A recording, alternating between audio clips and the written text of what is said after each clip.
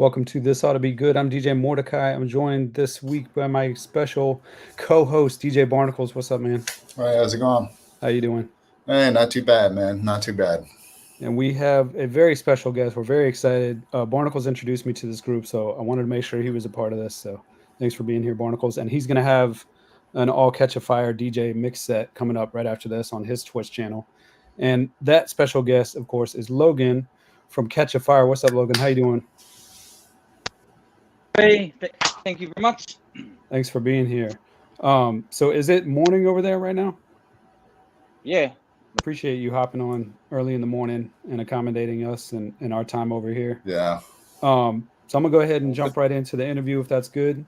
Katchafire started in 1997 as a Bob Marley tribute band. I was curious, are there any Bob songs that like still resonate with you today, or any particular favorites that just you keep coming back to? Man, it's so hard to pick a favorite. That question right there. I think the days something Bob Marley songs that we could like play off the cuff type situation. We had some pretty good rendition of Burning and Looting. Is I guess one of my favorite is Crisis. Always been Crisis, and it's the rhythm that is behind his new release. Yeah, that's a couple of them. Thanks, Barnacles. You want to just kind of go back and forth? Yeah, I guess just bounce back and forth in terms of the. We lost him. Oh no! I'll give him a minute. Spadedia. He was outside. We might have to get him back inside. It looked nice outside. It did, right? Sun was shining. It's like, 12-hour difference? Yeah, so maybe to you, I think he was kind of tossing that question back to us. Do you have a Bob Marley favorite that, like, you still kind of go to? Oh, man. Hey, what's up? Yeah, I was trying to toss the question back to Barnacles since we lost your connection for a second there. I was going to say Sun is Shining is a big one for me. I really like that one. Like it seemed like there was like some earlier versions that like, kind of sounded a bit different. Yeah, the more rock steady. Mm-hmm. Yeah, the really early stuff for you, right? Yeah. Barnacles, you want to get into your questions and we'll just kind of go back and forth? Yeah, absolutely. I guess like since we're talking about influences, things that might have led you to your sound, things like that. I think listening to a lot of different reggae. Even today, I was bored and I was just listening to not old, but somewhat old Burning Spear live. And with the full ensemble, the band, a lot of the vibe definitely really seems somewhat comparable. So I don't know if is Burning Spear somebody who was an influence or other similar artists? I think I learned about Burning Spear a little bit later. But yeah, we love all male bands that have 2-3 part harmonies. Even like non-reggae genre, like the Eagles or the Little River Band. That's kind of our beginnings, is sitting around a table with a guitar and jamming songs and picking harmonies and making up our own arrangements basically to these tunes. And that kind of, I guess, got us ready for writing our own tunes. In the early days, we were a covers band. We didn't know it, but like learning these songs, these classic reggae hits, kind of helped us with our writing. And when we penned our own tunes, it was just coming out naturally. Nice. Yeah, I saw in an interview you mentioned Mighty Diamonds as an influence, and I was kind of surprised to hear that one, but it made sense, like you said, like with the harmony and everything. Are there any other, reggae or I think you mentioned R&B and funk and maybe even dancehall like influences that we might, maybe be surprised by? Aswad was another one. Yeah, I guess it's different for the different writers. My brother's really like R&B heavy. Yeah, what are some other groups? I'm pretty heavily influenced by Steel Pulse. Kind of found them later in my teens, going into my 20s, and like, what the hell is this? You know, crazy, That's crazy. awesome. That's tunes. awesome. Yeah, Mighty Diamonds. Yeah, who else? Jeez, in the early days, we used to play a lot of UB40. Yeah. Just the singing, I guess. In New Zealand, a lot of people like the kind of melodic roots reggae, and UB40 is huge here. They're huge everywhere in the world, but yeah, we like this. We had a great UB40 medley going on. Is reggae extremely popular in New Zealand, or is it just one of the genres? Because in America, reggae isn't something that generally, it's like, oh, the awards are coming up, and there's been some artists here and there, but yeah, I think it's pretty popular here. Maori identify with it. Native people of New Zealand identify with everything reggae is commentating on. We have similarities with Jamaicans. We were colonized by the British, so we feel and understand the struggle. And New Zealand, I think, was one of the biggest, if not the biggest, buyers of Bob Marley's music per capita in the world. So it gives you an idea, and it wasn't played on commercial radio stations. That's just the underground love for the music here. So it's deep. When we came out, there wasn't too many reggae bands on the scene, like 2000, 2001. And there was this huge hole in the market, for live reggae music, for a reggae music band here. And we were fortunate enough to team up with a record label who was also one of the biggest radio stations here. And they started playing roots reggae on commercial radio station. And a lot of the other radio stations would follow suit. And that's awesome. Yeah, very quick. 2001, we saw that. I think Giddy Up was the biggest selling single when we released it, which was 2001 or 2, I believe. Similarly, kind of going off of Barnacles, like, have you guys played it all the way up the East Coast? I know you've done Hawaii and West Coast pretty heavily. Have you guys gone all the way up the East Coast? Not too much. Of the U.S., I should say, to be specific, because I know you guys have done a lot of international touring. So I want to be specific to kind of where we are. Selfishly, I would say you guys would do well in Virginia and Richmond. Selfishly, for Barnacles, that would be South Carolina. No. Yeah, no. I think any beach town, I think they would do well in, like Charleston, Virginia Beach, like heading up the coast. Like I think they would do well.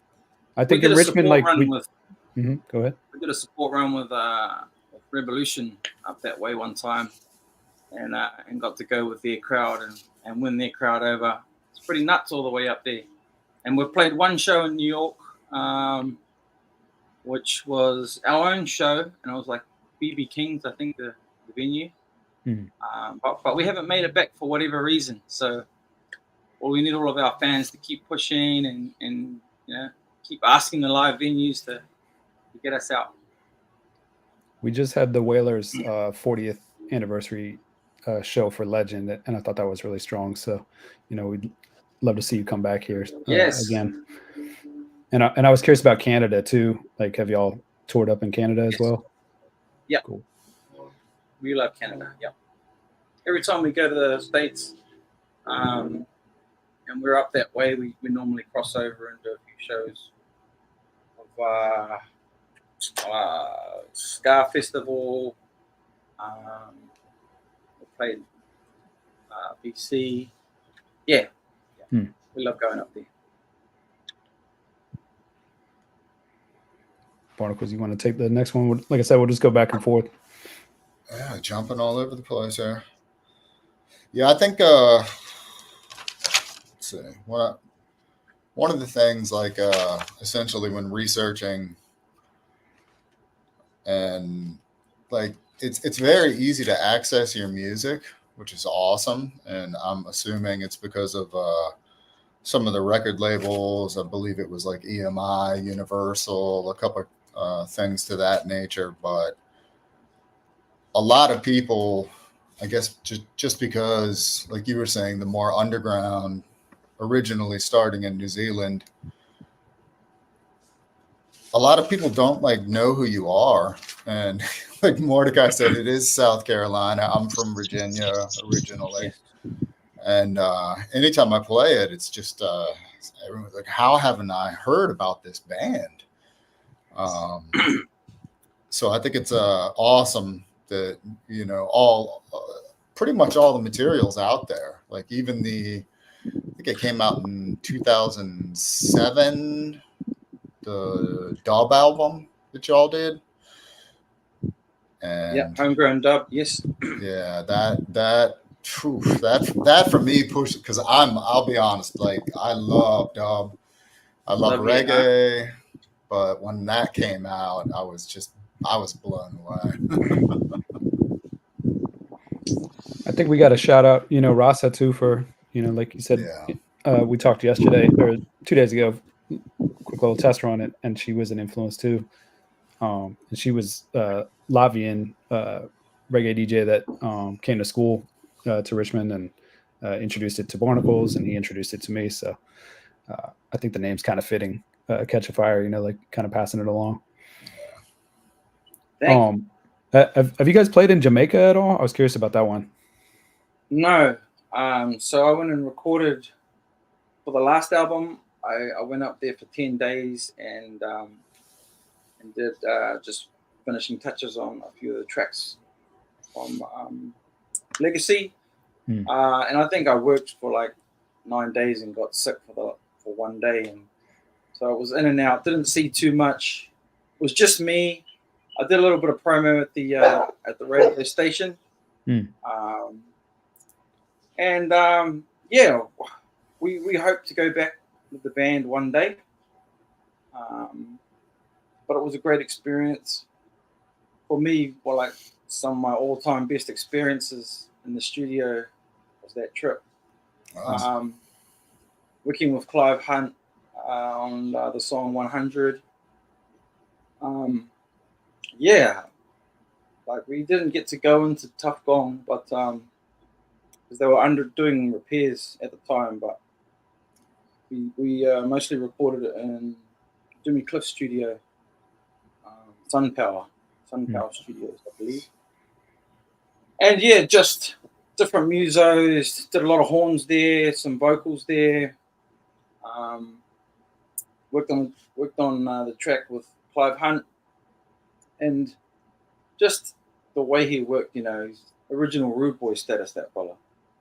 And he'd have like this assistant, and he'd tell him, "Go and get me a stout."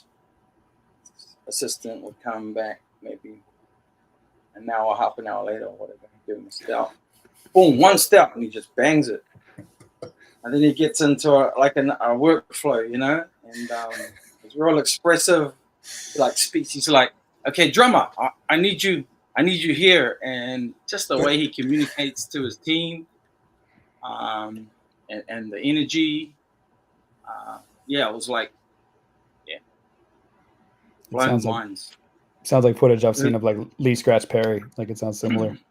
Like, yeah. We kind of went off on this dancehall tangent, believe it or not, because at the time we didn't know where. There wasn't a hook on it yet, and we didn't know how to kind of end it. We went into the dancehall tangent after he had his stout, and man, it was pretty cool. I should release that one day as well. Yes, it's like night and day. Like powered up dancehall track. I think it'd be cool to hear, man. Yes. Yeah, but Jamaica was vibes. Jamaica was cool. and it was kind of in between tours, so we were just in America, and then did the sessions and went back to like Australia, I think it was. Yeah, that album was like done in several different countries. Okay. Yeah, but our manager at the time was kind of staying there, and so she was the hub, working with different musos while we were touring around the world. And Jamaica's a trip, man. Just the ride from the airport to the studio, you know, being stuck in traffic and people coming up to the windows. You can buy anything you want in those traffic jams, man. It's trippy. It's fun. I've been twice. It was by boat, but yeah, it was definitely an experience for sure. People started like, as we were landing, people started like going to the toilet and stuff, and the air hostess was like, "You can't do this," and these people were like, "We're doing it now," and yeah, it was just crazy. Felt like Soul Plane. I was on Soul Plane.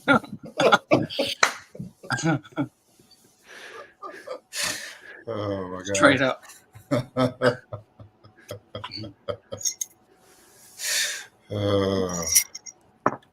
I saw you play with like Damian Marley and Steel Pulse and the Wailers. I was curious, are there any like specific shows that really stand out for you? I think I've seen you on the bill with UB40 a couple times as well. Like any particular festivals that you guys really, you know, love, you know, having, make sure you guys go to those. Yeah, like so many times now we've played with the guys. You name it, who's who, especially when they come to New Zealand. We were on the bill. Mm-hmm. But I think it's always the first times for us, you know, being a heavy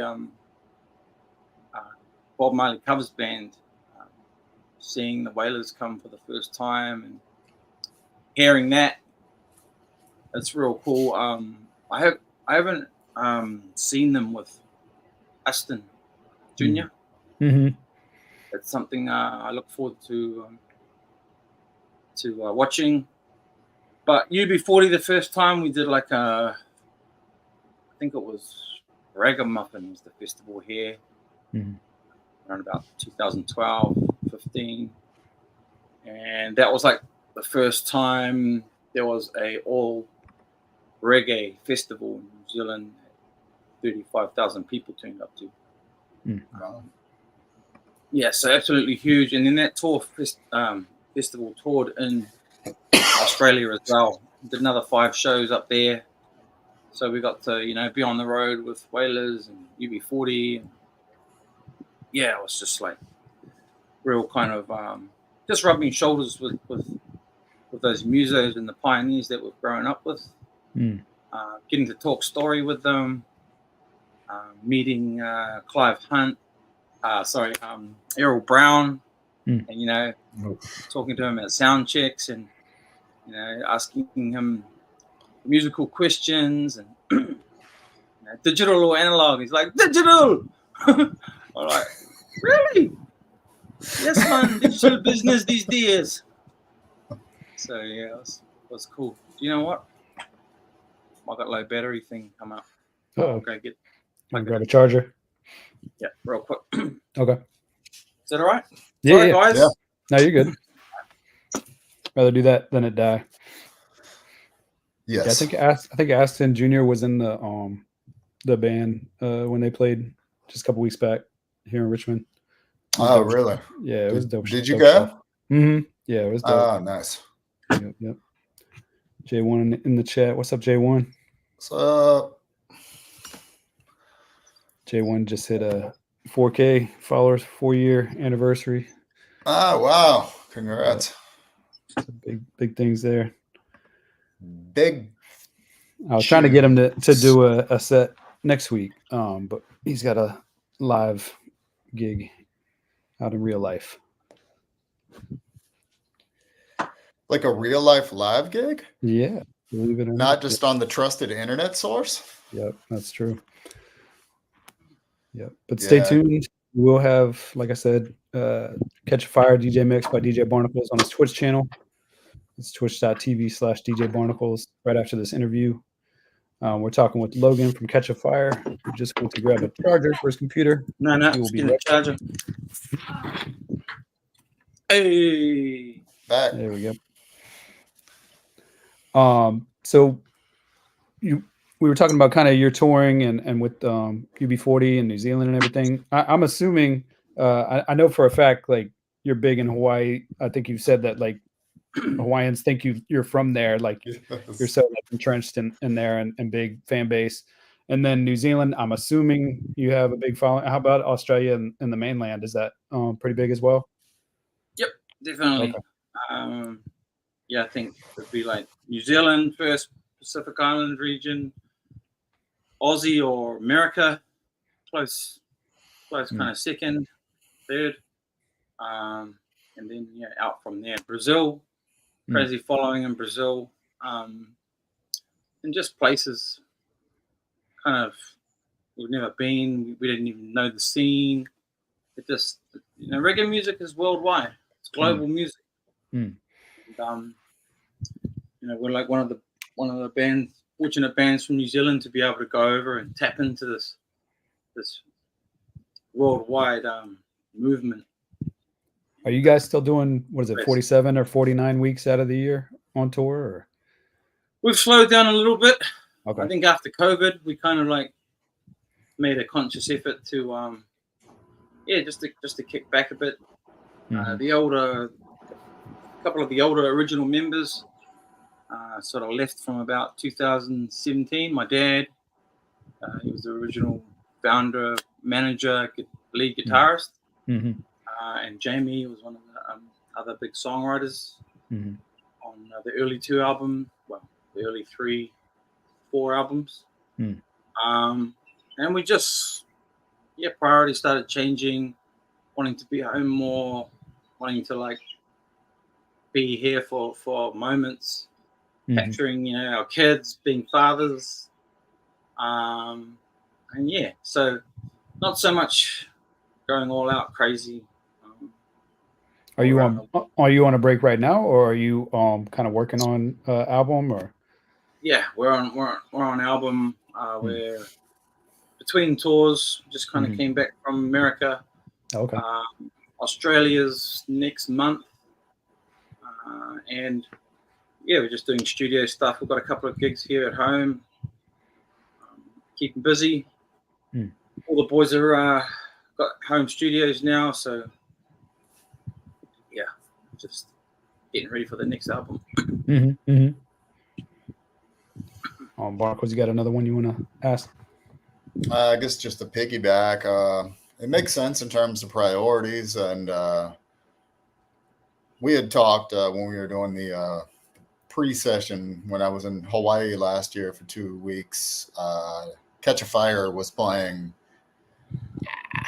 I'm going to say 1 out of 3 places I went to almost. And I noticed when I was at the islands, I thankfully got to experience not just the typical, tourist trip and the whatnot. And I saw a lot of how the natives in Hawaii lived. And it seemed like there was a real direct comparison to the natives of New Zealand, because I was joking about it because there was a lot of people from New Zealand who was touring, not touring, but traveling there. And I was just laughing because I was like, you just went from one island that is way out there to another island that is way out there. But I definitely saw a lot of the similarities in the natives, because and hopefully I don't butcher this. The Maori people make up, they say 1/5, give or take. Yep. Yeah. Yeah, the native people of New Zealand, Maori. Okay. and even more Not than that. Totally, A lot of people don't know their Maori blood and their Maori heritage. But it's absolutely huge here in New Zealand. It's so important to us, Indigenous life. And everywhere we go, we like to pay homage to that, to meet the Indigenous people, to share stories with them, to share time with them, basically, to respect them. because that's how we feel here in New Zealand. That's how we are as a people. We're very welcoming, but we're also, if you cross us, Yes. and Which you kind of see that a you lot. have said in the songs before. So Yes, but yeah, we like to we love our Hawaiian cousins, and when we go there, the boys are already. I guess we dress local. The boys are walking around in jandals and shorts and slippers. They call them slippers there. We call them jandals here. and we And call it's them just flip flops here, which is the flip weirdest flops. term. Yeah, Flip flops, like what do you like? What? Oh, and it's so important to us here. Speaking the language here, there's been a huge revival of culture. 20, 30 years ago, they started opening up schools for kids to learn the languages, and it's like brought about this huge revival of Maori culture and art, and we've had a monarchy. Our king just he passed just away passed yesterday. away. Yeah. I was going to ask how that affected you and like the people, because Yeah, it's major. they're at the main marae at the moment, doing all the celebrations of life, and it's so cool to see all the tribes coming together to pay homage to the man, and you get to see like a little glimpse of what it might have been like in the old world to have this, I guess, respect and understanding of how it should be, basically. And, and in schools now, it's about to be compulsory to learn our own history. We never learned about our own history in schools. They purposely did that. We learned about Napoleon and Europeans' history because they don't want us to learn about this history here. But it's so rich, and because 30 years ago the kids started learning the language, now they know what they want to learn, and they know what they tell the government and the older generation. No, this is what we need to learn. We're learning about it, and so it's so strong. We everywhere we go in the world, all the indigenous we meet, they look up to us at any kind of gatherings of indigenous. Māori have somewhat led the way and inspire others, and it's a real huge source of pride for us all. And I think that's awesome because essentially America's number one. That's what they say or whatever. And it's awesome to see that. Well, not see, but hear. And if I could go, I would, but I don't have the money. But it's awesome to hear that as a people and a country that you are pushing this, and it has become an initiative to educate properly. Where Mordecai and I are located, it's the opposite right now. Essentially, they're trying to pull things back for some reason, and I mean, it's awesome to hear that New Zealand is and your people are doing that. Yeah, and like this new government has kind of just done away with all of that. They're looking to just deny our kind of our founding treaty, our document, the Treaty of Waitangi, they call it. So there's two versions. One's in Māori, one's in English. Two different interpretations, right? And under those interpretations, it offered all of these rights. Basically, we govern ourselves. The British look after themselves, and so they're just new government just trying to do away with all of that and all of the rights that are associated with that. And it's crazy. Like nobody saw that coming. I don't think it's going to work. We're never going to go away now. Basically, it's too late for that. But they're just they're just trying to just do it like in modern day, like, no, you guys don't have any, rights that existed for so many years that all past governments have recognized, taking funding out of all of the kind of Māori initiatives to pick the people up and to help them where they need it, and just all New Zealanders are just New Zealanders now, and That's awesome. That's what they're trying to do at the moment. But we're making sure that that doesn't happen. That Māori rights will be here and recognised forever. Regardless of what they're trying to do in a 3-year term in government. You know what I mean? Mm-hmm. A lot of the tribes, the original tribes, have they've kind of teamed up and had kind of grievance packages, given out to them.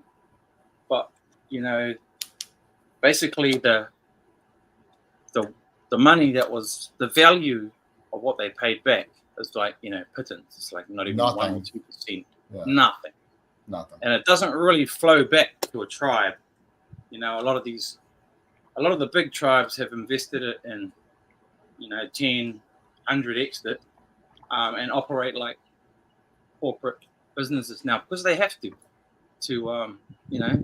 try and make that go as far as they can for their tribes.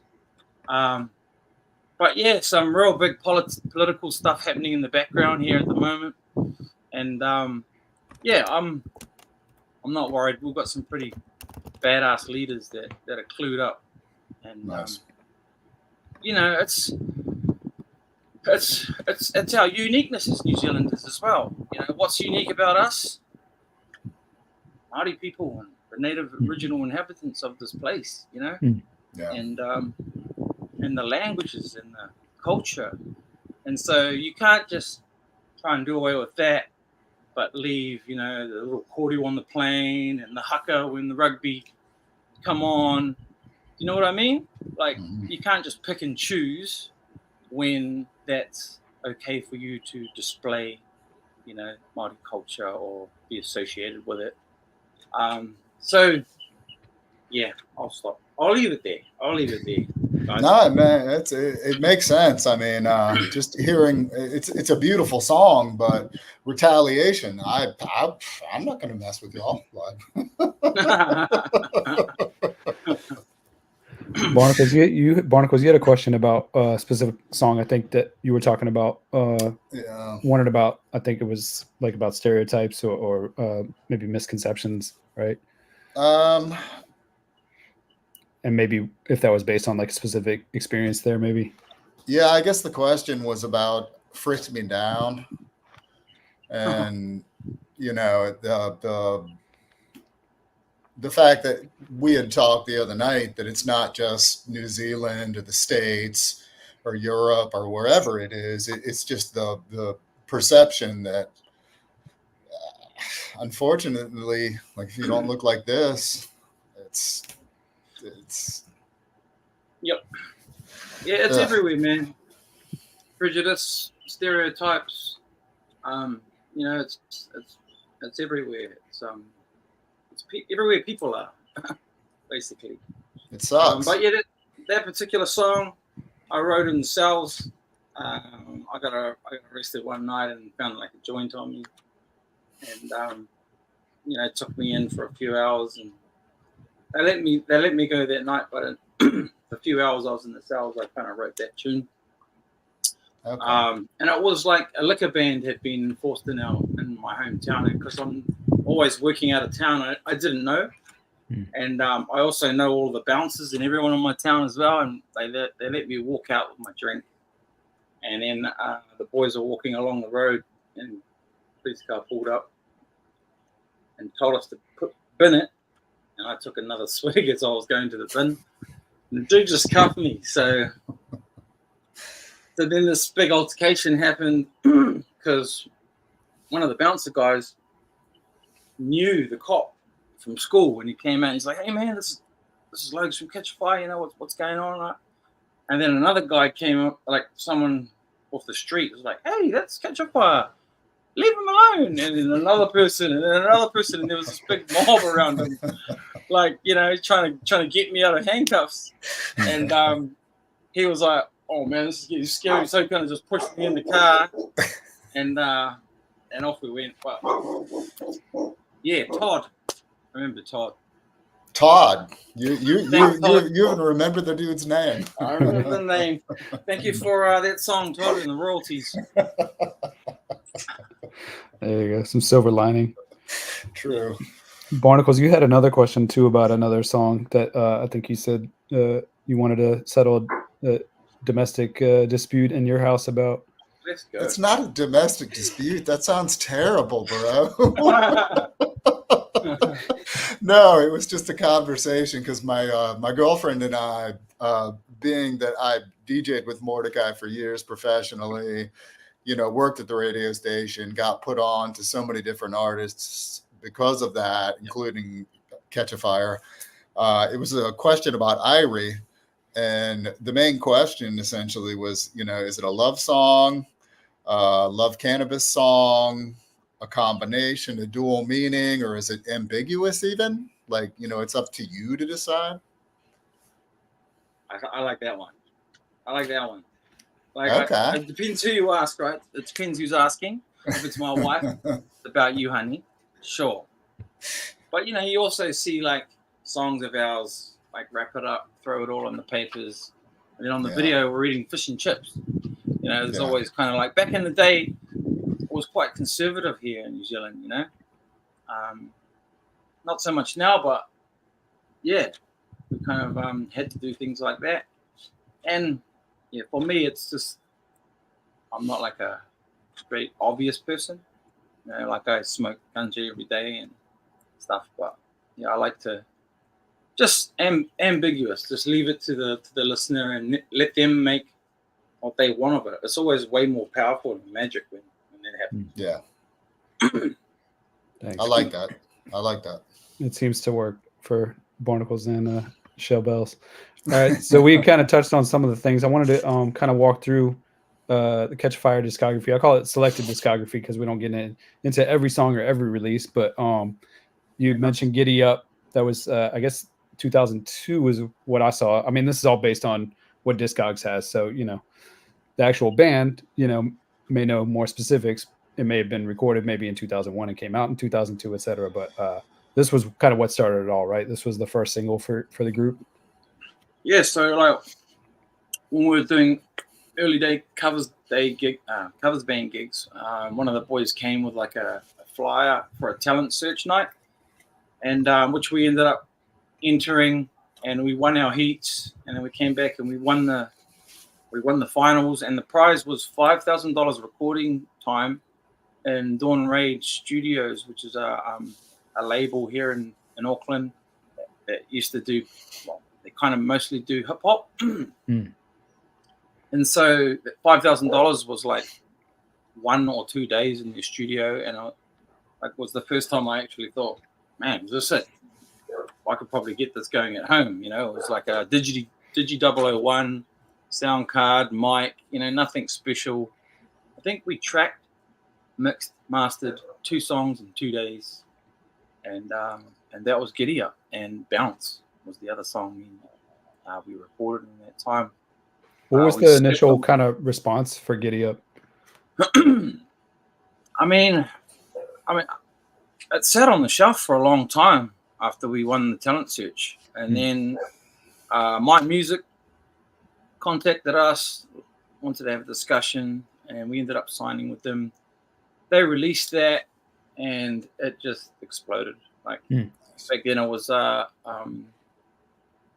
video shows, like showing the latest videos of Juice TV, it was called. And yeah, it just blew up. Like we didn't really know how quick, because there was no internet back then, and it was just all word of mouth. But you know, we had kind of been seeing this reaction to our live stuff. You know, a very organic approach, just take the music to the people, and yeah, very quickly we were like getting booked just off the chain. I think that year we went to New Caledonia for our first international show, which really woke us up. We got to play with Morgan Heritage. We got to play with Andrew Tosh with the original Word, Sound and Power Band. And another band that really kind of inspired us and helped us pick our game up was a French band called Mr. Gang. And so it's in New Caledonia. It's like Pondemier Beach. It's 35,000 people, and the Kanaki people are like walking 20, 30, 40 Ks in with their families, like with all their stuff. And it's just eye-opening stuff, you know, seeing those bands coming from New Zealand playing like pub covers gigs. It just sort of like, this is where we need to be. We need to be like a show. We need to like step our game up. So when we came home from that, we were on fire. We had a good vibe going, and I think that year that was when we got that award, the New Zealand Music Awards, and we're all kind of fresh from New Caledonia with like glowing gold tans and Kanaki singlets on. There's an iconic photo with us all on stage accepting the award, and we look like a tribe from New Caledonia. Who You With came out in 2002 as well, and I really like that track as well. I'm gonna kind of slide through things, but if you feel like speaking on any album or song, feel free. Revival was the first album, right? That's the first full-length album. Yes, and that was 2003. And that just got re-released on vinyl, right? Last year. Yes, yes, and it's about to be re-released with different singers singing the music. So we're excited to bring that to the people as well. And then Slow Burning 2004 was the next album, right? Back then, it didn't take too long between releases, huh? No, 2006. Yeah, we talked about this a little bit earlier. Homegrown Dub. Barnacles, you said this one really like kind of solidified your fandom of Katchafire, right? Like you were already kind of interested or digging them, and then this really kind of hit it home. Yeah, I think because this, excuse me, coming from a more hip hop background and the whatnot, this allowed me to mix the original tracks with the dubs and really kind of for me at least, bring myself in and hopefully the listener. And during the set tonight, I'll be playing more than a few songs off of this incorporated into the original songs. And when this came out, it was almost like, when we were waiting back in the day for, I don't know, Madlib or The Alchemist or whoever to come out with the instrumentals. Like, it's a great single, but I want the instrumental so I can use it. Like when this came out, it was like, boom.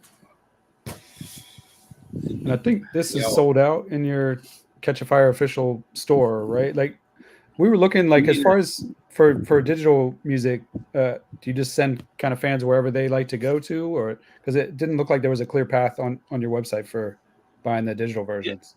I don't think we've like done a release of this. I'm not quite sure, but it should be a vinyl. It should be a vinyl for sure. Okay. But I will follow up on that question, sir. Cool. And then say what you're thinking was the next album. I think 2007. Barnacles, you mentioned EMI, kind of helping push them out further. So this was the album we kind of went independent on. My Music did the first two albums, and then we went with EMI, which got brought up by Universal. Oh, I can't remember. But yeah, this album, we kind of made a conscious effort, like, we can do it. We know what we're doing in the studio. We've got all this money from touring. Let's go in there and do it. T. Lenny says he needs a Slow Burning on vinyl. Shout out to T. Lenny for tuning in. Yes, peace, Travis. Party Pack Singles Collection, I think, was next. Compilation 2007. So this was like an unsanctioned release from the first signing Okay, you want me to skip to the next one?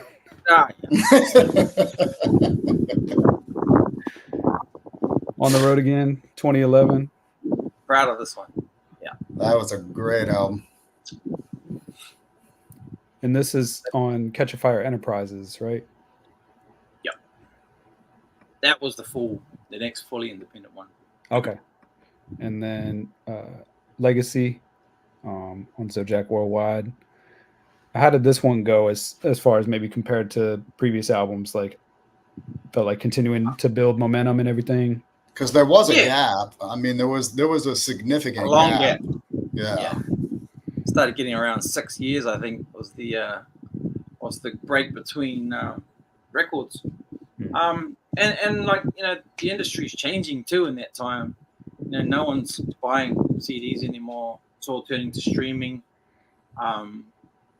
But I think for the most part, people were loving the music on the road. We've always just tested our stuff on the road, you know, and what works, and we still play like a best of what's working on the road at the moment. And it changes slightly, different territories. But yeah, seem to keep up the momentum. We added Notice, had some feature stuff. Notice on here. We linked with Sister Anu here. Yeah, I think it was pretty successful. I went from mostly spinning vinyl to more digital, and now I'm kind of mostly a mix of digital and 45s and 7-inch vinyl. Like, have y'all done any 7-inch or 45s? Because I feel like, and I've said it on my podcast before, you know, for other guests, like I think, you know, it'd be good to have y'all's music on that format too. It's coming. We did Revival as the first kind of step. And like, it's the only kind of physical stuff that is selling. You know, it's actually making money at the moment. Yeah, I get it. That brings us up to Commit, latest single, and kind of the reason that we connected and everything. Shout out to Deb for connecting us. And is there anything specific you want to say about Commit? Just a song that I've kind of been like, I haven't released it I've had it done for like 2 years, and I didn't think it was like in our full Katchafire wheelhouse. I think a lot of it was written when we were in isolation and COVID. Like, we couldn't even see each other, couldn't even go to each other's houses and work together. So this is kind of more of my influence and singer-songwriter stuff. And I sat on it for different reasons. The record label loved it. They wanted to release it like 2 years ago. And for whatever reason, I didn't. And finally got up the courage to, I don't know what I was worried about. But the message is the for me is the main reason I thought it needed to be out there, especially the world it is, the way it is at the moment and heading. We just need more of this, you know. We just need to talk to each other, to stay engaged with each other. People don't do that anymore, you know. This internet stuff is like, you know, it's easier to control people that don't like just go over and say hi and what are you guys up to and just talk, you know. A lot of fears and inhibitions that people may have can just be solved with a smile or a hello or you know, just being human, being approachable. You know, we're smart. We can work things out if we stay engaged and it seems like people in the comment section, you know, for the video and stuff are, you know, definitely it's resonating with them and stuff. I know there was there's a bird on the cover, the Huia bird. What significance does that bird like hold for you, like personally, or tie into like the themes of the song? The Huia bird was a bird that my ancestors used to wear a feather. The high chiefs used to wear their feathers, and they wore them because they liked their attributes. They were loyal. They were monogamous, one partner their whole life, and they would like nurse each other back to health. They had like this. The woman had a beat that was like that, and the male had, that they worked together, and they're extinct now. It's just symbolism for me. It's a huge thing, and the drawing I found years ago as well. I was actually trying to find the artist for putting on a legacy cover, but we couldn't find him until just recently, and it turned out our guitarist, who was also an artist, knows him and linked us, and it was kind of timing was all right. It's supposed to be, but it's music with a message, and I'm very proud of. And I think more artists should be speaking up.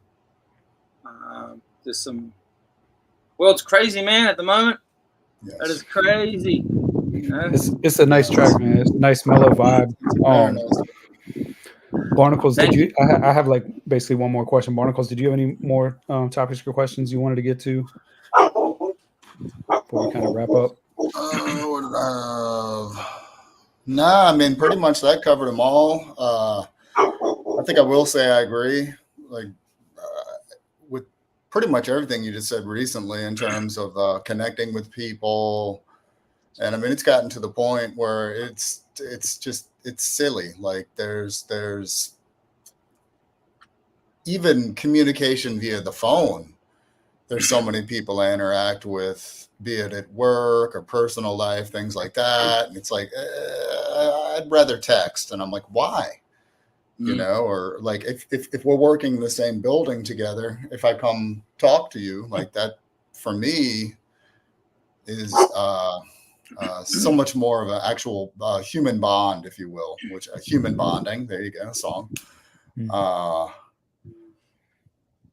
So yeah, I don't know. I just wanted to say thank you so much. I didn't think I'd ever be able to speak with Logan from Katchafire. And yeah, this is kind of a late birthday gift for Barnacle. His birthday was earlier this month, and I told him right around his birthday, and he didn't believe me. No, I didn't. Yeah, man, we're talking to Katchafire, man. Like I was like, no. I was like, no way, dude, no way. Like how? And gentlemen, here we are. Thank you very much for having me on the show. Hey, awesome, thanks for being here, man. We're gonna run the video and the addicted video, and then DJ Barnacle is gonna play all Katchafire set over on his Twitch channel. So stay tuned for that. Thank you, Logan. We appreciate it. Perfect, brethren. Yes, sir. All right. Shout out next time. All right. Peace.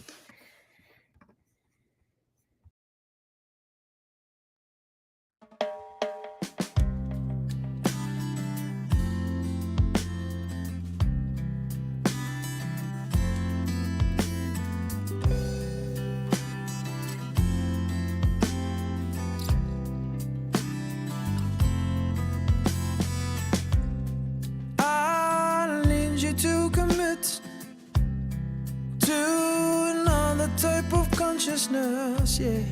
Jah gave me a gift. Every man should fight to uplift, yeah. Brother to brother, there is two sides to discover. One another, look through the eyes of another.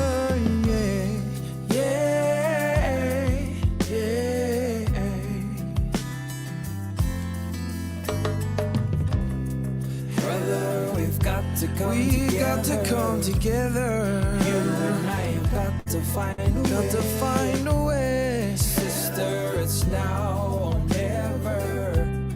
We're running out of time today. I need you to admit to a higher form of empathy. Jah gave me a gift. Everyone should fight to uplift, yeah. Mother to mother, there is two sides to consider. One another, look through the eyes of another.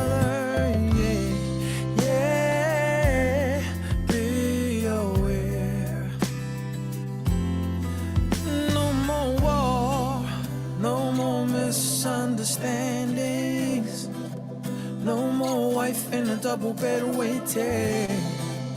At all costs we must avoid it. Innocence fading. No more war, no more miscommunications, no more child without a parent. At all costs we must avoid and learn to live with one another. Brother, we've got to come together. We've got to come together. I've got to find a way. Sister, Got to find a way. we're running out of time today. Got to find a way. Got to find a way.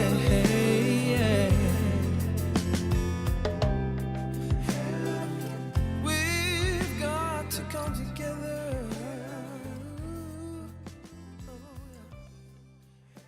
Got to find a way.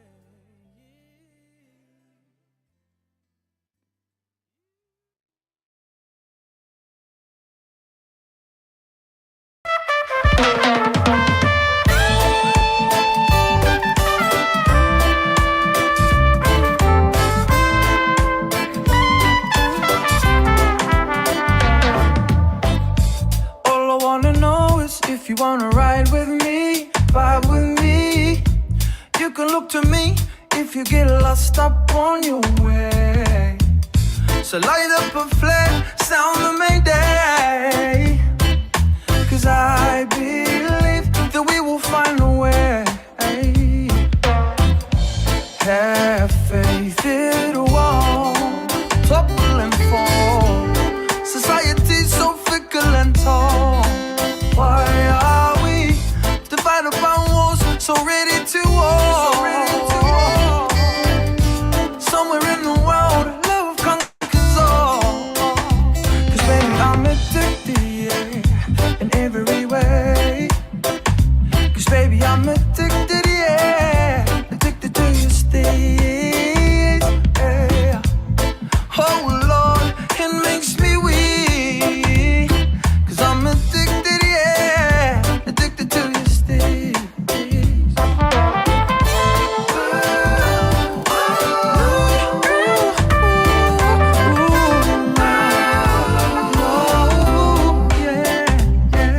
If you don't know already, I'm all in. You got me hook, line, and sinker.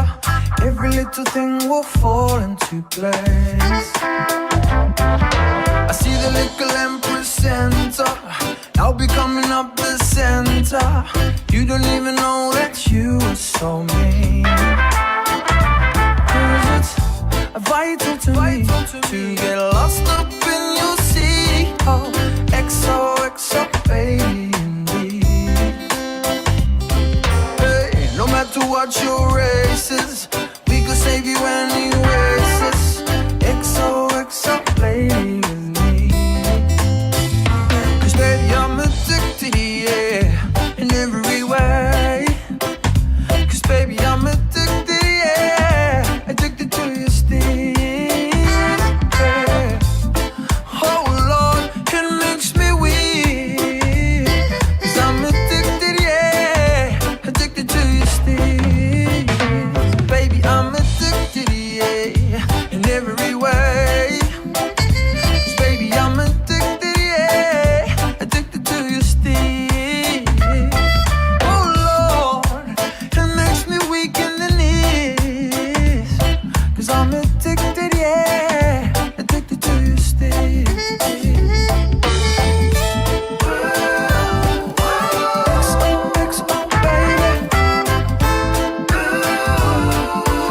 XOXO, baby. XOXO, baby. XOXO, baby.